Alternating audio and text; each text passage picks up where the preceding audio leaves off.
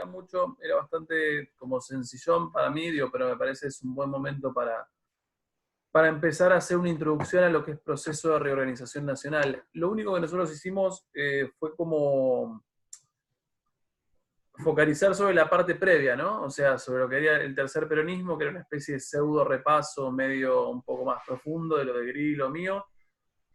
Conectar un poco con lo de Griselda, y creería que no nos metimos demasiado después en proceso de reorganización nacional, ¿sí o no? Pregunto porque la realidad es que no me acuerdo. O sea, es No, el problema. No, o bien. sea, Solo nos hablamos quedamos. Sí. de lo del caos económico, pero eso era lo anterior, o sea, el peronismo, lo que había quedado del peronismo, y Hmm. hablamos de que habían sido las condiciones para aceptar el golpe y que había sido cívico-militar. Bien, punto. Habíamos sido está bien. Hablamos entonces de lo que es crisis de autoridad, crisis, caos económico, luchas facciosas. Y nos quedamos con, acá aparece el proceso de reorganización y debemos haber dicho alguna cosa respecto del nombre. Esta idea de reorganizar ese caos que en teoría se pensaba para una Argentina del 75, principios del 76. Y recuerdo el comentario de Ainhoa de la semana pasada, creo que fue ella, que decía esta idea de, bueno, yo no tenía ni idea que estaba Pinochet, o que había otras dictaduras como en paralelo, y eso nos entroncaba con, bueno, otras dictaduras en paralelo y con todo lo que era esa primera oleada neoliberal. ¿Todos de acuerdo con esto? Bien, perdón que sea muy insistente a veces con el recorrido para atrás, pero me pasa que soy bastante como estructuradito en algunas cosas. Y me pasa que cuando recupero determinadas cosas y me parece la estructura, en el caso del texto de Anderson, como me parece que la estructura de Anderson es tan clara, a veces como que necesito volver para atrás como para ver si ustedes lo están conectando así. Es como que tiendo a ir para atrás y volver, y ir para atrás y volver, y a ver, si no lo entienden, no lo entendieron la primera vez, lo entienden por repetición. Bien, ahora sí, proceso de reorganización nacional. Vamos a darles a ustedes el pie, digo, porque es una parte bastante sencilla del texto de Romero. A ver, ¿qué sabemos y qué aporte nuevo puede llegar a haber aparecido en estas 5 paginitas? Y si no sabemos nada, que es una posibilidad, digo, ¿qué podemos decir de ese proceso de reorganización nacional? Que no tenga que ver con lo económico, porque Martínez de Dios no apareció. Es como bastante sociopolítico la primera parte que analizamos. Me callo. Algo que yo había encontrado, que en algún momento lo había leído, porque de hecho cuando lo leí nada, como que me acordé, por así decirlo, pero que no me acordaba en el momento, era que el primer, digamos, ensayo, por así decirlo, de este golpe había sido en Tucumán. Y bueno, dice algo así como que el ejército intervino en el 75 y bueno, después pasó a ser en todo el país. Eso es algo que a mí por lo menos no era tan consciente. Y bueno, después cosas en general, capaz el hecho de que los 30.000 desaparecidos habían sido registros entre el 76 y el 78 en este trienio, no me acuerdo la segunda palabra, pero tenía un nombre, trienio... Sombrío. Exacto, trienio sombrío, sí. Que yo eso no lo entendí si era tipo que los 30.000 desaparecidos, tan conocidos claramente, habían sido en esos 3 años. Obviamente que en los otros debe haber habido alguno, pero si la mayor parte de esos 30.000 era parte de ese trienio, ¿o cómo? Eso no lo entiendo. Te hago una pregunta, a ver, a cualquiera, ¿eh? ¿No les hizo ruido la cifra? 30.000. ¿Dice 30.000? Es el debate que siempre se da. Totalmente. A ver, aparece. Acá no está ni puesto como debate. ¿Qué es lo que dice Romero? A ver, igual lo traigo como a debate porque, o lo traigo como al tema porque me parece que amerita. A ver, sin objetivo de negar nada, estamos, o sea, acá no hay una necesidad. De hecho, me parece que el número 30.000 es un número bastante interesante desde el punto de vista simbólico. ¿Por qué es simbólicamente interesante? Por una cuestión de que es un montón de gente. Sí, ¿y por qué más? Yo te digo, a vos te agarro, a ver, si yo te digo 30.000 desaparecidos, en cualquier contexto, estamos hablando no sé, estamos en un cumpleaños y en el medio de la fiesta yo te digo 30.000 desaparecidos, automáticamente tu cabeza ¿a dónde va? Creo que lo que hace ruido no es La el dictadura. número, pero sino la palabra desaparecidos. Totalmente. Incluso el número 30.000 tan redondo me parece que es como, O sea, te ha quedado, yo bueno, te digo 30.000, sí. digo, vos automáticamente te vas a dictadura. Me parece es un número muy Es que en el interesante. texto dice un poco eso, Sí, Agus, de dale. como que forma parte como de la memoria colectiva esto de Total. los 30.000 y que los 30.000 desaparecidos, como la cifra, parte de los organismos de derechos humanos y que según Lucho, registros no eran tantos. perdón. Sí, el número, a ver, es Igual no se medio, sabe porque son desaparecidos justamente. totalmente. El número igualmente es medio como complejo. Ahí no, dale. No, era nada que ver, pero no entiendo de dónde sacan esto. Tipo, ¿había algo para leer? Pues estoy perdidísima. ¿De Ah, dónde el sí, texto? lo mandó Ramiro. Lo mandaste, ¿no? Estaba Sí, recién Ramiro. sí. Ah, Sí, bueno, Ramiro lo no me mandó fijo. no Gracias. importa, lo mandó por WhatsApp, son 4 o 5 hojas, no importa. Última, ubicate con esto y después son fácil de lectura. Coincido con lo que dice un poquito Agos. A ver, menciona esta idea de 30.000 como un número simbólico.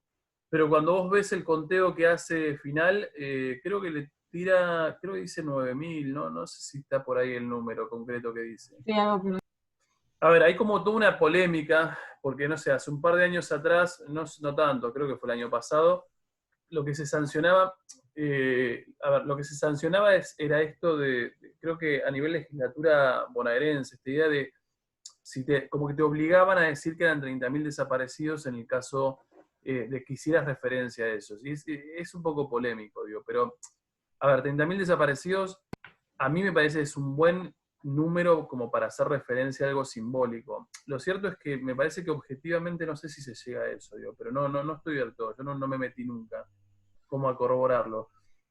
¿Alguien sabe cómo se llega al 30.000 o cómo de alguna manera se plantea ese número? No. ¿Será por familiares, por ejemplo? Mira, en realidad lo que se dice es que hay como varias teorías, pero repito, ninguna del todo como yo, al menos no corroboré ninguna porque nunca busqué. Porque al fin y al cabo me pasa que, a ver, hay mucha gente polemizando por el número, pero en realidad sean muertos dos es suficientemente polémico. A ver, mataste a 2 personas en pos de tu objetivo político o económico, en realidad ya es condenable, o sea, 30.000 o 10.000 en realidad es un montón, o sea, no me parece que le quita peso por decir 10. Pero sí es verdad que en algún momento escuché, me pareció, yo barajo 2 teorías que son las que en algún momento leí. Una que era, por ejemplo, que el número 30.000 surge inmediatamente cuando termina la dictadura, los familiares, o sea, Alfonsín obviamente abre todo el proceso como de juzgamiento y demás en el 85, y que empiezan a llevar las denuncias y ellos lo que suponen es que todavía la sociedad está como muy, muy miedosa y obviamente ha pasado varios años de dictadura y de represión, y lo que se supone es que por cada una persona que sí se animó como a denunciar alguna desaparición, hay otras 2 que no. Entonces, si hay unos 10.000 que son formalmente, redondeando para arriba, los que objetivamente uno puede identificar como desaparecidos, se calcula que hay otros 20.000 que no se animaron a hacerlo. Entonces, ahí tenés como la cuestión de los 30. Lo cierto es que a mí me parece un poco raro eso, digo, porque eso se aplicaría para justificar que en lo inmediato después de la dictadura vos tenés ese número.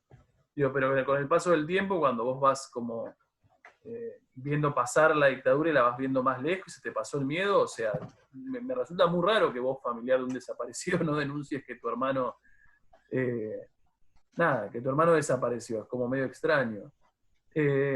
La otra, que me parece que es un poco más como lógica, tiene que ver con, a ver, en un mundo del siglo XX donde ha habido un montón de catástrofes grandes a nivel humanitario, a ver, estoy pensando, no sé, lo más obvio es pensar holocausto, y holocausto son 6 millones de judíos, nada más judíos, sin pensar en discapacitados, en opositores políticos, en homosexuales, en gitanos. A ver, si pensamos todo eso, son 10 millones de tipos que han muerto de la mano, en manos del nazismo, sin contar los muertos en guerra.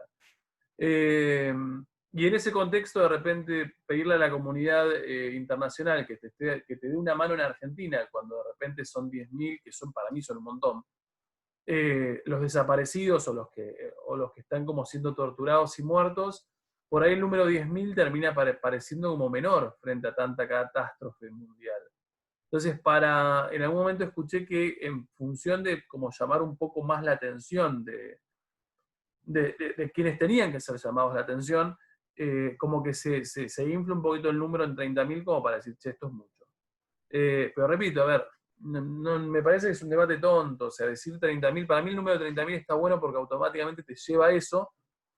De ahí a poder afirmar que fueron 30.000, y la verdad es que yo no estoy en condiciones de hacerlo, tampoco de negarlo, porque no tengo las herramientas para hacerlo y nunca lo busqué. Igual ya vuelvo a lo mismo, si pensamos en miles de muertos ya es suficientemente triste como para nada, focalizar en eso. Bien, a ver, me interesa lo siguiente. Nosotros en la última parte de todas, como ese último parrafito que leímos juntos, creo yo, aquel que no tiene el texto, puedo ver si lo sigo teniendo, porque no lo sé, si no lo borré. Nosotros habíamos dejado, a ver,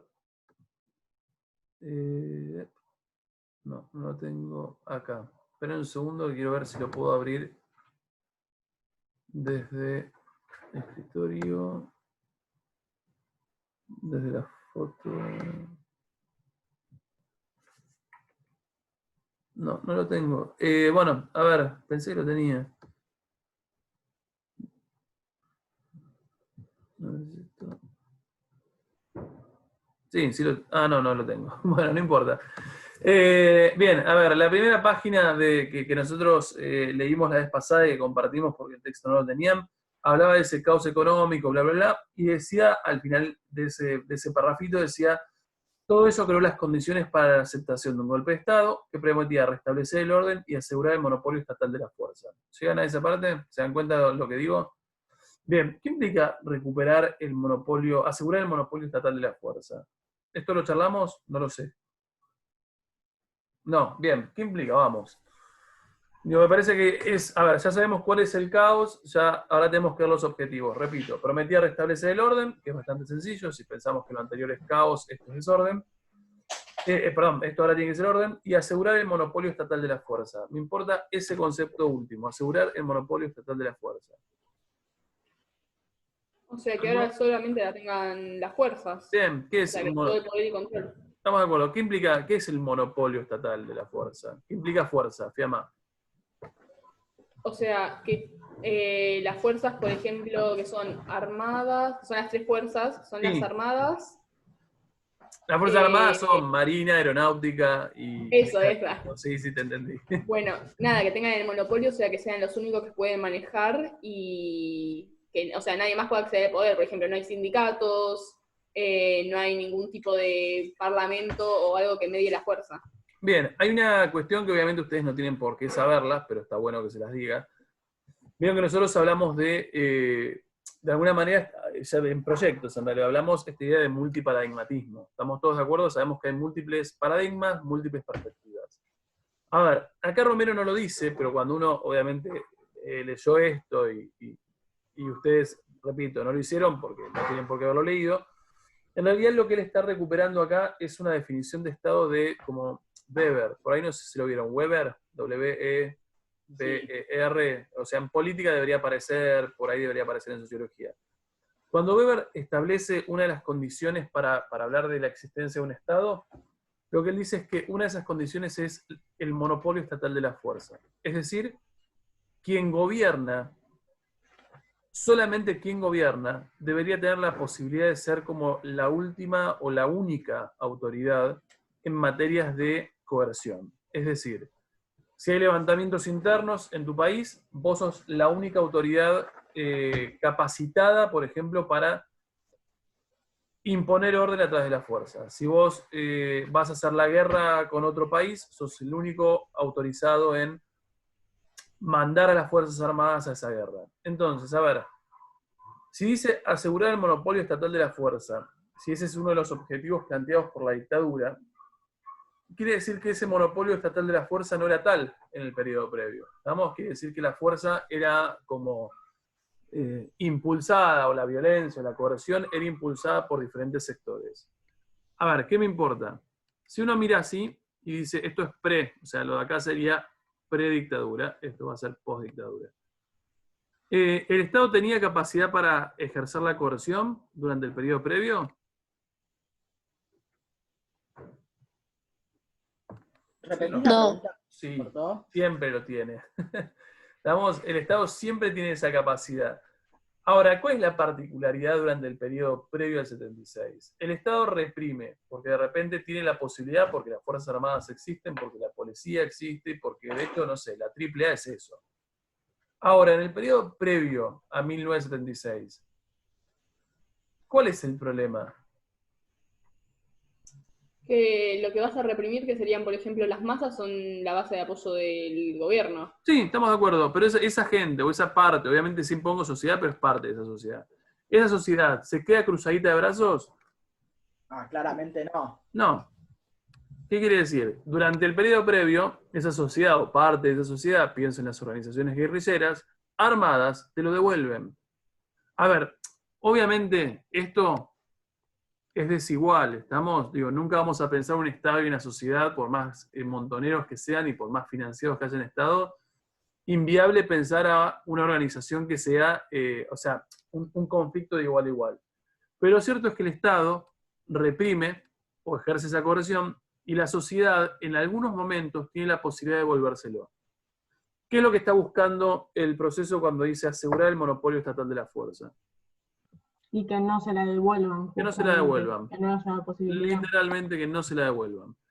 Quiere decir que el proceso de terrorismo de Estado implementado por el Estado durante el proceso tiene la función de eliminar esto que está acá. ¿Estamos? Y en función de eliminar esa posibilidad de respuesta, lo que vos haces es atacar a aquellas organizaciones que uno considera, o que uno ampliamente define como guerrilleras, en función de que no tengan la posibilidad de tener una respuesta armada. ¿Estamos? Quisieran, a ver, suena horrible plantearlo así, pero en realidad esto de acá es como volver a una normalidad, comilla, comilla. Bueno. Estamos de lo que el Estado debería hacer. ¿Sí, Mati? No, que es lo mismo que cuando leímos el texto de Pinochet, decían Sí. con esto de la chilenidad, si mal no recuerdo. Sí. Es más o menos como lo mismo, o sea, volver a este orden perdido. Exactamente, o sea, es que, a ver, si uno entendió, o si el que entendió Pinochet, a ver, proceso de reorganización nacional argentino está cortado por la misma tijera. Estamos, o sea, no es que uno dice, va a ser re diferente. Sí, diferente en algunas cuestiones, obviamente, porque no somos países con idiosincrasias diferentes, pero el recorrido es como muy, muy similar. Más si coinciden todas al mismo tiempo, es por algo. Y más si son dictaduras como del mismo estilo, ¿me entendés? O sea, son los dos en contexto de Guerra Fría, los dos en contexto de neoliberalismo, los dos persiguen el mismo objetivo económico, y los dos, a ver, convengamos, somos países que lo único que nos separa es una cordillera. Entonces tampoco es que estamos hablando de México y Argentina. Tiene sentido que sean similares. Bien, si entendemos entonces que el objetivo es restablecer ese monopolio estatal de la fuerza y restablecer el orden, lo que uno se preguntaría entonces es, bien, muchachos, para restablecer ese orden, ¿cuál es el objetivo o cuáles son los objetivos principales de la represión del proceso? ¿A quiénes y por qué? Porque la represión es hacia múltiples sectores, pero tiene una justificación de por qué amerita esa represión a esos sectores. Y porque son los sectores que son subversivos, por así decirlo, y que el otro gobierno o en otro momento se les ha dado voz y voto, y antes no la tenían. Coincido, antes de que sigas, Mati, vamos a utilizar, me parece que trajiste como un concepto muy piola.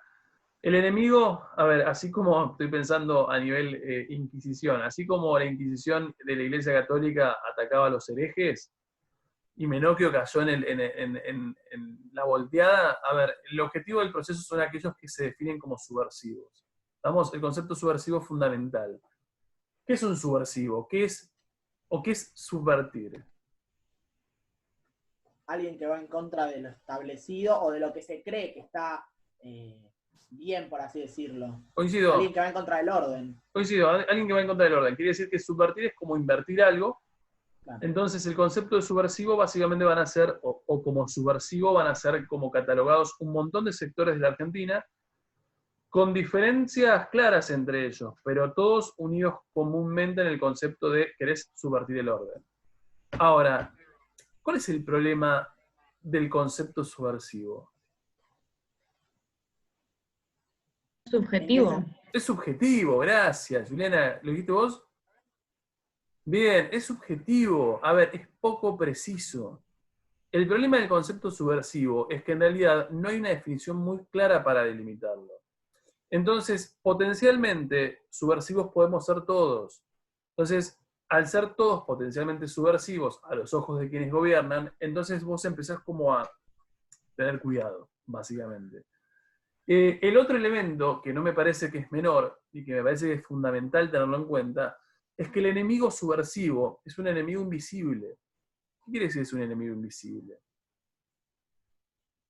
No sabés bien quién es ese enemigo subversivo, porque no puedes, o sea, leer la mente de qué piensa sobre la política la gente. Totalmente, coincido plenamente con vos. A ver, Y aparte, sí, dale. es como que tampoco lo va a demostrar, es como que se va a ocultar, si Coincido. sabe más que lo persigue. Coincido, a ver, me a parece, lo que sí. dice Julie. Perdón, no te escuché. Lo que dice Julie, que es subjetivo. Podría ser subversivo desde una canción hasta un acto terrorista, o sea, podría ser cualquier cosa. Coincido. Entonces, el concepto de subversivo es sumamente elástico. Es sumamente elástico y en tanto es sumamente elástico, es sumamente peligroso para la persona que está viviendo en la sociedad argentina del 76. Porque en realidad vos, para vos por ahí estás escuchando, no sé, Mercedes Sosa, que te parece una cantautora zarpada, y de repente Mercedes Sosa se fue al exilio, y por estar escuchando a Mercedes Sosa, de repente, no sé, te pasó alguien que es un soplón, y dice, che, Luciana está escuchando a Mercedes Sosa, y automáticamente tenés los Falcons verdes viniendo como a revolverte la casa. Entonces, claramente es un concepto peligroso. Y coincido un poco con lo que dicen las otras dos chicas. A ver, idea de decir, no es un enemigo racial. ¿Estamos? O sea, es fácil si fuese un objetivo racial. Porque si tu problema son los negros afrodescendientes, es tan fácil como verlos y en este caso perseguirlos. Pero el problema del subversivo durante el 76 es que es un enemigo ideológico silencioso y muy invisible. Entonces, salvo que a vos te enganchen en algo concreto, diciendo algo concreto, haciendo algo concreto, en realidad si vos no lo expresás, no lo saben. Pero yo creo que eso lo usaron como más miedo, o sea, para generar más miedo justamente, porque, a ver, si vos sos como, si esto es algo racista, como decís vos, por ejemplo, claramente a vos no te va a quedar otra que, tipo, vivir, o sea, porque claramente, ¿qué te vas a hacer? Sacarte la piel, o sea, no se puede, es algo que no puede luchar contra vos, o sea, no lo digo mal, pero es así. En cambio, si vos tenés como una especie de ideología mala o subversiva, vos claramente la podés ocultar mejor, o sea, es como que, de hecho era hasta el que leía Marx, o sea, que tipo, podés leer Marx porque, no sé, sos una persona culta. Hay un montón, de hecho, yo, a ver, me pasa que no tiene nada que ver, digo, no tienen por qué saberlo, digo, yo estoy haciendo una especialización en educación en UNCI, hay una materia que es, obviamente, historia de la educación, que en realidad la aposta es que yo no, a ver, nunca tuve historia de la educación en UBA. La verdad es que no es algo que se considere como fundamental para ser después docente de historia. Y la verdad es que me fui sorprendiendo cuando uno empieza a ver como las teorías o las cosas que sucedían en el ámbito de educación. Algunas las sabía, pero nunca había leído cosas como tan claras. Y uno se va dando cuenta que en realidad, por ejemplo, hay todo un proceso como un plan cultural educativo zarpado marcado en la escuela en el contexto del 76. Las cosas te marcan como con claridad lo que podés leer y lo que no podés. O sea, lo que no podés está explícito. De hecho, yo tengo acá un libro que se llaman Los cuentos prohibidos, y en realidad lo que te marca es todo lo que, a ver, son cuentos que vos tenés que ser, te vas a decir, pero esto prohibieron, y bueno, pero por ahí, nada, mi lenguaje metafórico es muy limitado y no me doy cuenta que en realidad desde la metáfora, viste, está haciendo una terrible crítica. Sí, es un poco eso, o sea, no puedes leer, leíste Marx y de repente estás complicado. Vamos, y ni hablar si leíste Marx y encima creíste en lo que Marx dice, ahí estás doblemente complicado. A ver, pero me importaba esto, a ver, que ustedes consideren, por lo menos que recuperen el concepto de subversivo, y vuelvo a lo mismo, la idea como de este enemigo invisible. A ver, si nosotros entendemos que el enemigo invisible, entenderíamos por qué el enorme interés en la tortura como medio. ¿Cuál es el interés de la tortura como medio de acción? Que esas ideas no que no existan más, pero como que cambien. No sé si ese es el Que se objetivo. delate a otros. Ahí está, que A delate a otros otro. compañeros. Tal cual, a ver, si yo soy un militante y de repente me agarran, y la realidad es que yo creo, la verdad que toco madera para que nunca, y literalmente estoy tocando madera en mi mesa, digo, para que nunca me tengan frente a una tortura. Pero a mí me pasa que yo me corto, no sé, a veces me he cortado con una hoja de papel y siento un dolor que es extremadamente agudo y me corté con una hoja de papel. Entonces, quiere decir que no me puedo imaginar en mi cabeza lo que es la tortura. Y yo creo que en el momento en que me estén torturando, si me pedís, no sé, lo más íntimo a nivel nombre, y me parece que frente a la tortura tenés que ser muy valiente para no decir, o convicciones como sumamente claras, para no decir, estaba Tony. A ver, repito, porque esto está siempre como en el plano de lo imaginario, no sé si les pasa, es como de la imaginación. Porque intentás imaginarte lo que implica que a vos te torturen y no hay chances de que lo puedas imaginar, porque un golpe en la rodilla o estás caminando y te pegas el Aparte dedito eran torturas re fuertes. fuertes. A ver, hoy te pegás el dedito chiquito contra la mesa y sentís que es el dolor más grande del mundo. Y vos decís, me pegué un dedito chiquito en la mesa. A ver, pensalo como vos decís, torturas duras, o sea, duras realmente, constantes, sistemáticas, orientadas a que vos te quiebres. Hay un meme nuevo, Lucho, ahora. ¿Cuál Es es como uno de... Es como dos personajes, uno así re grosso y otro chiquitito como que representa la modernidad. Y tipo como que ahora somos más, no sé, más sensibles, más tibios, más todo. No, igualmente, yo creo que históricamente te golpeás el dedito contra la mesa y sentís que se acaba el mundo. Pero sí, puede ser también. Pero repito, a ver, cuando nos metemos en estos temas, a mí lo que me pasa es que a veces, y no sé si ustedes alguna vez lo reflexionaron, en los temas históricos que como que en los que vos abordás muertes, o sea, muertes, uno tiende a decir 30.000 desaparecidos, uno tiende a decir 6 millones de judíos muertos en el Holocausto. Y me parece que el número lo que hace es enfriarte lo que en serio es. No sé si se entiende lo que estoy diciendo. El hecho de que también nos lo digan desde chiquitos, tipo, es como que uno, como decía vos hace un rato, uno lo tiene tanto en la memoria colectiva, está tanto en la memoria colectiva, sí, que como que no pensás en que realmente fueron 6 millones de judíos los Total. que mataron, o 30.000 desaparecidos, tipo, Total. que es hasta más nacionalista. Totalmente. Es que te quedás con el número y no lo humanizás. Te parece, de hecho uno dice 6 millones de judíos y los dice como tranquilos. Sí, no. Y cuando escuchás, por ejemplo, a mí me pasó un poco, a ver, jugando un poco, que ya saben de qué se trata, con la idea de microhistoria, cuando de repente ustedes escuchan, a mí pasa que en cuarto año con los chicos del alemán, como tengo el cuarto y uno da nazismo, en algún momento yo fui, ustedes creo que fueron al Museo del Holocausto. Sí. Bueno, el Museo del Holocausto antes, cuando era un museo un poco más, a mí no me gustaba tanto, pero tenía una cosa muy copada, que era, al final tenías como un video de 1 horita, pero era un video en torno a como exiliados a la Argentina, o sea, judíos sobrevivientes de Holocausto, exiliados en Argentina, tipos muy grandes, que te contaban en primera persona diferentes cosas del Holocausto. Y te juro, era un video que te conmovía, o sea, te decías, no puede ser que esto... Y de repente vos estabas escuchando una historia dentro de esas 6 millones, ni siquiera, porque en realidad es una historia que no está contemplada en los 6 millones de muertos, porque obviamente es una historia contada. Entonces, cuando vos empezás como a pensar en esa cantidad de casos que hay, las cantidades de historias y lo que sufrió esa gente hasta finalmente morir, porque convengamos que algunos tuvieron, comillas, la suerte de morir de inmediato, digo, pero los que no tuvieron la suerte de morir de inmediato padecieron un año entero.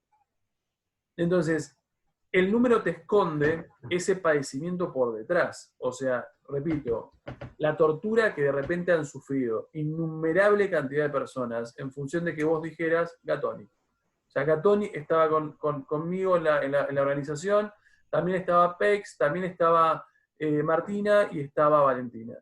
Y vos decís, en ese momento, obviamente que también lo pienso como en vos. Digo, cuando vos caes en cuenta de lo que dijiste, porque se te pasó el dolor, ahora el dolor es mucho más fuerte, porque ahora la culpa que debes sentir por haber por haber flaqueado frente a la tortura y haber finalmente descubierto que hay 4 personas que por ahí estaban muy tranquilitas en sus casas, como diciendo, bueno, por ahora zafo, de acá a una semana te aparecen y sos una nueva desaparecida. Entonces, un poco esa es la función de la tortura en el proceso. Si ellos entienden que es un enemigo invisible, hay que visibilizarlo. Y la única forma que hay de visibilizarlo es que alguien que esté metido con ellos en cualquiera de esas organizaciones se quiebre en función de decir ese nombre. ¿Vamos? Ahora, la pregunta es, dentro de todos los objetivos, o pensando la sociedad toda de la Argentina, ¿cuáles son los sectores más reprimidos? ¿Y por qué son los sectores más reprimidos? Matías decía hace rato, que me parece que es obvio, y que es la primera y está muy bien, la guerrilla. ¿Estamos? O sea, la guerrilla claramente es un sector por excelencia reprimido. Montoneros va a desaparecer como organización, 77, 78, digo, pero sí, no tiene mucha opción de poder ganarle a un Estado que tiene todos los recursos. ¿Qué otros sectores son los reprimidos? Los estudiantes. Estudiantes, ¿estamos de acuerdo? ¿Cuáles? ¿Todos? No. No. Los Los que que estudian alguna carrera específica. Bien, ¿cómo cuáles? ¿Cuáles son los más como complejos para el económicas. Hasta ahí. Yo no sé si económica te diría ¿No? que es el más complicado. Hay carreras un poco más complejas para la dictadura y tendríamos Historia, que... sociales. Bien, sociales. Sociales, todo lo que es sociología, filosofía, historia, antropología. A ver, esas carreras un poco más, muy mal llamadas, pero yo provengo de esa facultad, así que puedo decirlo. Esas como universidades un poco más de izquierda, Partido Obrero, marxismo. A ver, ¿cuál es el problema de esas universidades a ojos del proceso? Claramente que son subversivas y se te van a revelar en algún momento. Claro, es la amenaza. Es la amenaza subversiva, es la amenaza, es esta cosa de decir, che, potencialmente vos estás cuestionando, vos podés ser potencialmente un marxista, aún si no lo fueses, sos como el libre pensador, sos el tipo que va a criticar desde la teoría lo que está pasando. ¿Por qué no economía? No quiere decir que no economía, o sea, por lo menos economía, derecho es un poco más ingeniería. ¿Qué pasa con ese tipo de carreras? Para mí, desde mi capaz estereotipo, son universidades más, no universidades, facultades más, si nos referimos a UBA claramente, capaz son facultades más liberales, pero obviamente que al ser UBA no, pero digo, yo las asocio más como a otra elite, no sé cómo decirlo, dentro de UBA, hasta donde yo sé, económicas es como la mejorcita, la más... es la más... Pasa que- La mejor cuidada, no sé cómo... Pero no sé si va tanto tipo por la universidad, sino por la carrera en sí, tipo, Exacto. las carreras tipo filosofía, historia, todas las que van para sociales, eso también es un estereotipo así medio genérico, pero como que siempre invitan a la reflexión. Entonces eso también es como el que, contenido, tal cual. claro, y eso hace Coincido. que se cuestione A ver, todo, y eso también hace que se plenamente lo que dice Tiziana. A ver, pero por ejemplo, porque me parece está buenísimo, y un poco lo que dice Juliana también está bien, no quiere decir que no haya habido desaparecidos en economía, porque de repente yo soy un vivo ejemplo de la excepción que confirma la regla de sociales y de filosofía y letras. A ver, filosofía y letras, yo creo que soy de las pocas personas que salgo de filosofía y letras siendo un tipo que me defino como liberal y de repente todavía me considero ciertamente católico en algunas cuestiones. Y vos decís, pero loco, ¿vos estudiaste filosofía y letras? Sí. O sea, yo era como el bicho extraño que caminaba por filosofía y letras. Entonces quiere decir que sí es verdad que tenés un grupo muy grande que obviamente vos lo podés meter, y me parece que está bueno el concepto, en este estereotipo de pensador, de reflexivo, como podés tener otros tipos que no necesariamente cayeron, pero si no nos hubiésemos quedado sin gente de filo y letras. Como también es verdad que economía, coincido con lo que vos decís, Tiziana, digo, economía, derecho es mucho más estructuradito. Es mucho más pro sociedad, es mucho más pro gobierno. Ingeniería de repente no tenés textos. A ver, un ingeniero, salvo que tenga una familia que lo haya influido, digo, convengamos que el ingeniero no lee Marx, o sea, tampoco le importa Marx. Entonces... No, bueno, igual después por ahí puede ir a la casa y leerte todo, no sé, el manifiesto comunista. Totalmente. Hay excepciones, vos podés tener, si uno busca, que nunca lo busqué tampoco, listado de desaparecidos de UBA, debe haber obviamente, a ver, proporcionalmente, numéricamente, mucho más filosofía y letras y sociales, y seguramente vas bajando y te vas encontrando que obviamente hay desaparecidos en otras carreras. A ver. Consulta. Sí. Perdón, ¿las facultades UBA en su momento cerró o la hicieron cerrar? Mira, yo te cuento una anécdota que la tengo, que es como casi una leyenda urbana de mi carrera. Cuando yo cursaba, había una materia que se llamaba, obviamente, historia antigua. Siempre lo cuento porque me parece que está bueno como para problematizarlo aún más. Había una materia que existe todavía, pero obviamente la profesora no estaba. La mujer no importa cómo se llamaba, a ver si quedó grabado y me denuncian. A ver, la mujer en cuestión era como un dinosaurio de la universidad. De hecho, todo el mundo lo que hacía era esperar, o sea, mis materias eran correlativas, pero es filosofía y letras, así que vos podés hacer tu camino como quieras. Historia antigua era una de esas materias con las que la gente se recibía, porque en realidad, siendo de las primeras materias que cursabas, lo que esperaban es que esta mujer se jubilara. Porque era como, no querían tener el final con ella. Entonces, esta mujer, como el común denominador de lo que te dicen es, esta mujer, además de ser muy dura con su materia, muy arqueológica, muy compleja en sus finales, pasa la historia, y ya te digo, está como en leyenda urbana de la Universidad de Buenos Aires, de Filosofía y Letras, pasa por ser una tipa que se dice que lo que hacía era entregar listas negras. Es decir, ella, siendo una tipa que daba clases en Filosofía y Letras, lo que hacía era entregar, literalmente armar un listado de personas, o sea, de chicos, de los más complicados del centro de estudiantes, y eventualmente esas listas negras eran entregadas a personas que con el paso del tiempo terminaban como desapareciendo. A ver, a lo que voy es, ¿cerró? Obviamente que no cerró.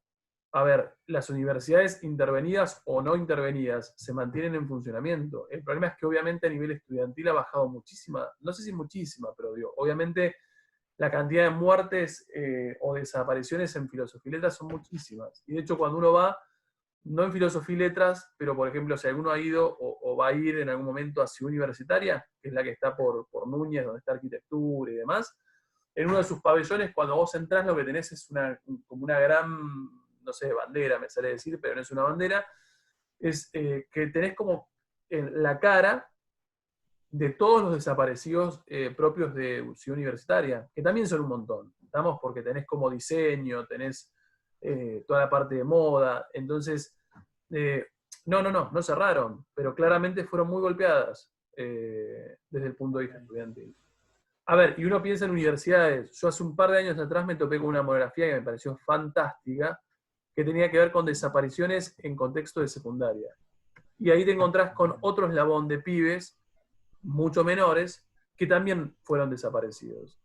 Que estoy pensando por ahí colegios como el Pellegrini, colegios como el Nacional Buenos Aires, que son colegios con pibes como, más allá de que sean muy altaneritos, digo, están muy formados, pero aparte son pibes que tienen en el momento uno un centro de estudiantes hace muchos años, y ese centro de estudiantes es un centro de estudiantes como combativo, o sea, como antisistema a veces, ¿viste? O sea, yo me he topado con alumnos, con colegas, en realidad hoy deben ser colegas, digo, pero con estudiantes, compañeros que venían del Pellegrini y te dabas cuenta que tenían otro recorte de cabeza, porque una cosa era salir de mi colegio, que era privado, tranquilo, y otra cosa era venir del Nacional de Buenos Aires, que sabías, o sea, todo lo que te decían en los primeros años de facultad, estos pibes ya lo habían visto. Entonces, un poco es ver que también en esos colegios secundarios ha habido desaparecidos. A ver, ¿por qué eran un problema? No, porque un pibe de 16 años no te puede presentar un problema. Pero porque en realidad lo que hacías era pensar... Era el futuro, eran el futuro. Exacto, es como cortarlo de chiquitos, o sea, que potencialmente no se volvieran un peligro de acá a un par de años, porque pensemos en una dictadura que en realidad está pensando en quedarse un tiempo. ¿Se entiende?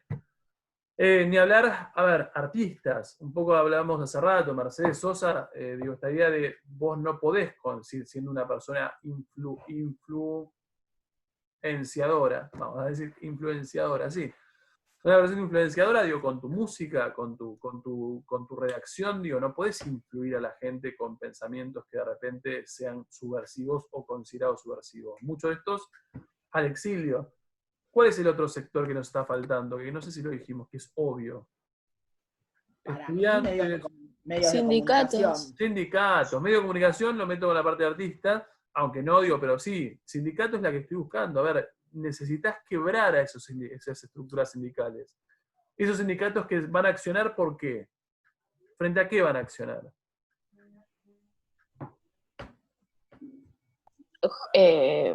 Los sindicatos van a accionar ante la subversión, justamente. No, a ver, esos sindicatos, ¿cuándo van a accionar? Cuando vos como proceso empieces a tomar ¿qué tipo de medidas? Medidas económicas. Económicas. Esos sindicatos, cuando vos empiezas a tomar medidas neoliberales, vas a ver que esas estructuras sindicales van a empezar a movilizarse. Y lo que nosotros, a ver si alguno recuerda y me hace muy feliz.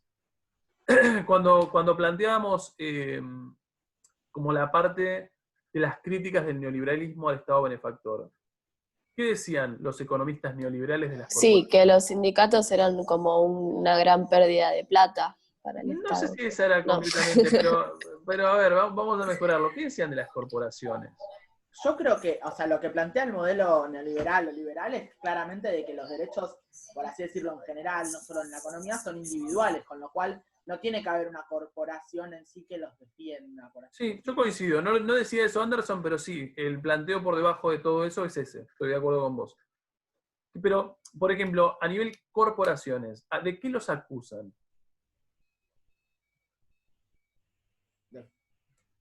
Cuando decía, por ejemplo, ellos decían, para el Estado benefactor A crea vagos, comilla, comilla. Por otro lado decía, el problema son las corporaciones muy fuertes que se fueron formando. ¿Y cuál es el problema de esas corporaciones fuertes en la sociedad argentina? O para cualquier gobierno. Y que tienen poder. Que tienen poder. Y lo que dicen ellos es, el problema es que no solamente tienen poder, sino que en realidad mantienen como de rehén al gobierno.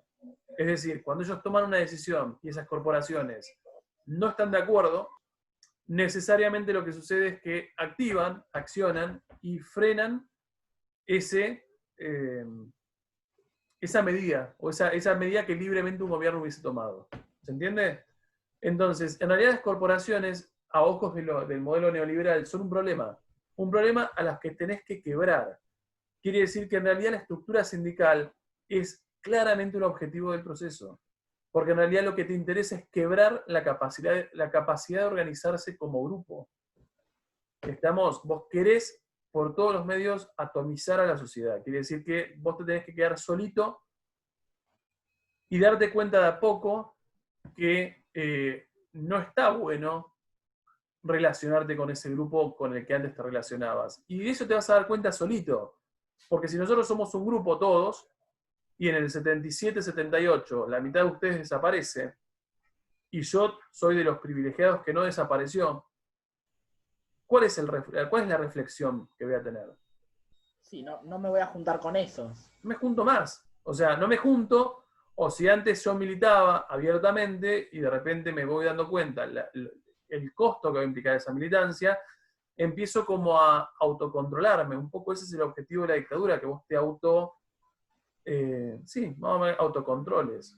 Puede ser que eso sea el motivo, digo, lo he pensado un par de veces, pero nunca investigué, por así decirlo, solo fueron así como teorías de ver gente y opinando, pero puede ser que por eso la gente nacida en esa época sea un poco, o que vivió en esa época, digo, se formó, o sea, como si nosotros viviésemos ahora en el 76, o ponerle 78, por así decirlo, cuando ya está desarrollada la dictadura, sea gente más como dura a la hora de cambiar su pensamiento y tenga esta mente un poco más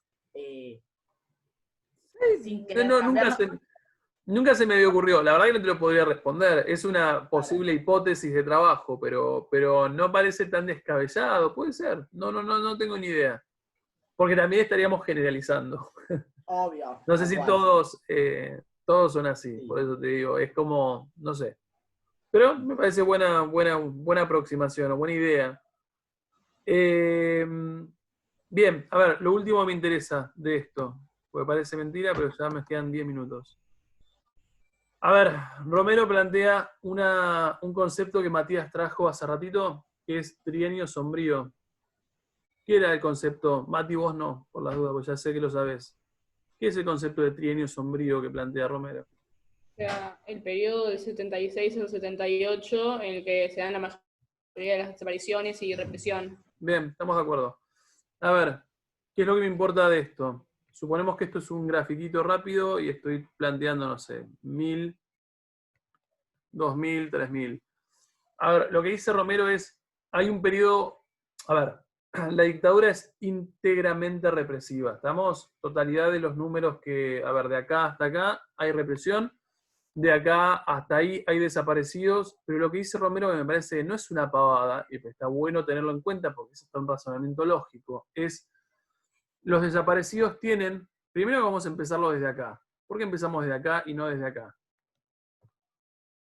Porque ya había desaparecido desde antes de la dictadura. Gracias, porque ya había desaparecidos en contexto de democracia, digo, me parece que siempre está bueno recordarlo. Me fui muy arriba igual, vamos a poner un poquito por acá. A ver, cuando uno ve como el gráfico de desapariciones, lo que uno se encuentra es que hay un boom de desapariciones grandes.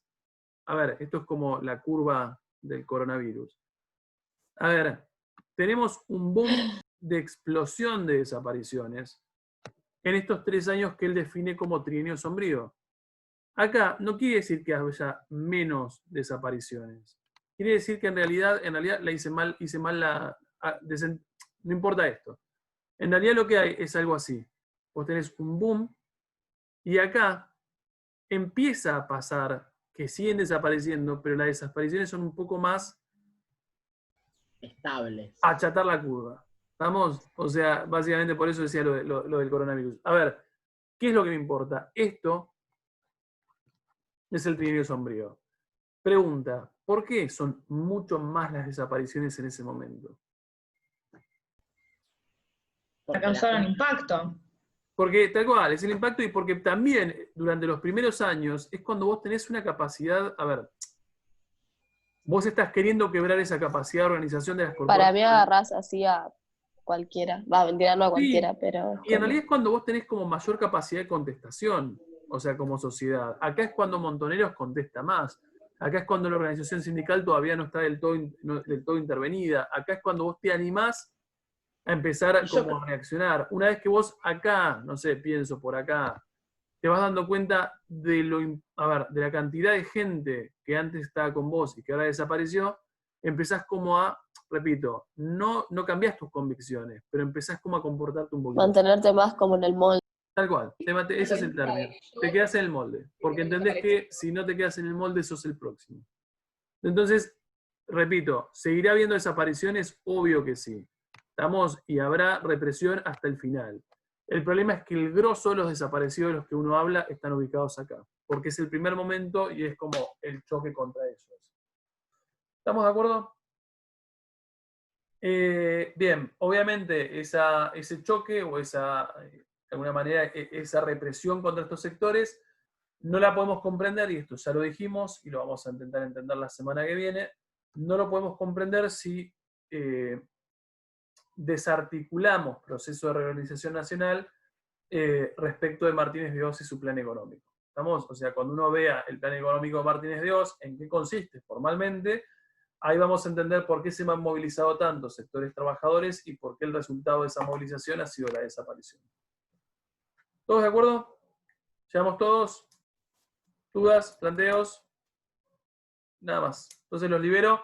Lo que les pido seguramente a lo largo del día, mañana, pasado, les subo lo que sigue del texto de Romero hasta el final del capítulo. Y lo que les pido es que lean la parte económica, que es bastante complejita y no es muy divertida de leer, pero que necesitamos entender bien a Martínez de Oz para comprender lo que sigue. ¿Estamos? Entonces, para la próxima clase leerán Martínez de Oz y para la próxima clase leen el texto de positivismo del jueves, que ya está subido a plataforma. ¿Estamos? ¿Puedo decir algo un segundo? Dale, todo tuyo. No, de que ahora justo, bueno, no tenemos clase, entonces aprovecho, ya que no nos vamos a ver, para decirles que, bueno, hoy se pueden sumar a la entrevista del Centro de Estudiantes, que vamos a tener con Sonia, CCESCJ, así que nada, eso. Bien, por favor le hacen muchas preguntas. Yo ayer estuve tentado en hacerle una pregunta anónima, pero no iba a ser muy anónima. Y no me iba a crear un Instagram nuevo para hacer una pregunta anónima. Pero veré, veo si puedo y me acuerdo. Dale. Lucho, te hago una consulta. Dime. Uy, perdón. No, habla. No, ¿Con qué texto hacemos el trabajo de historia? ¿Con la partecita esa que nos diste de ahora para leer? Sí, igual saben para dónde... No, eso es más un poquito posterior. Buscá. Estamos, o sea, ok, no, pero por ahí mandaste bibliografía. O sea, lo dejo libre, o sea, puedes hacerlo con lo que quieras, porque ya sabes que me interesa, la parte de facciones, la parte económica y la parte como de político. Y después tenés un poquito el de Pinochet, obviamente que sí, eso sí. Seguro. Pero lo de reorganización era. Nada, me dijo Lucía que te avise que se confundió de horario, pensó que era las 12 de tu clase y nada, eso. No se da problema, está todo grabado. Así que lo salvo a la grabación, muchachos. Adiós. Nos vemos la semana que viene, muchachos. Adiós.